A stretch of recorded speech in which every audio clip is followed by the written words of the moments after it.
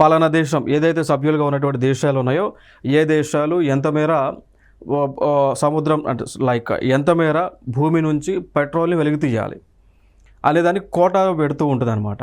So ఈ quota ప్రకారమే అంటే వీళ్ళకి ఇంత లిమిట్, ఈ దేశానికి ఇంత లిమిట్, ఈ దేశానికి ఇంత లిమిట్, ఇంత మాత్రమే వాళ్ళు వెలికి తీయాలి అనేటువంటి ఒక రిస్ట్రిక్షన్స్ పెడుతూ ఉంటుంది అనమాట. సో అయితే ఇక్కడ ఏం జరిగింది అంటే ఆ రిస్ట్రిక్షన్స్ అనేటువంటివి ఈ ఓపెక్లో ఉన్న సౌదీ అరేబియా లాంటి దేశాలు ఎందుకు పెడుతున్నాయి అంటే అక్కడ డిమాండ్ అనేటువంటిది ఎక్కువ ఉన్నప్పుడు సప్లై తక్కువ ఉంటే ప్రైజెస్ పెరుగుతున్నటువంటి ఉద్దేశం.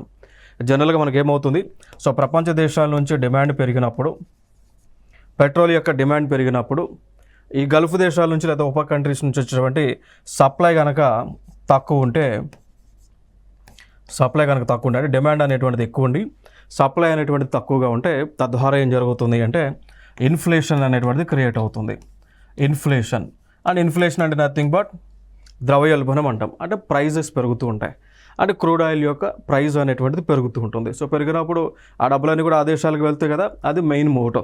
సో ఫైనల్గా ఈ ఒపెక్లో ఉన్నటువంటి దేశాలపైన వీళ్ళు ఎందుకు ఈ దేశం ఇంతే అమ్మాలి, ఇంతే ఎక్స్ప్లోరేషన్ చేయాలని రిస్ట్రిక్షన్స్ ఎందుకు పెట్టారు అంటే మనం సప్లై సైడ్ తగ్గించినప్పుడు డిమాండ్ పెరుగుతున్నప్పుడు ఆటోమేటిక్గా ప్రైజెస్ పెరుగుతాయి. కాబట్టి ప్రైజెస్ పెరిగినప్పుడు వాటి వల్ల ఇవి లాభపడవచ్చు, ఈ దేశాలు లాభపడవచ్చు అనేటువంటి ఉద్దేశం అనమాట.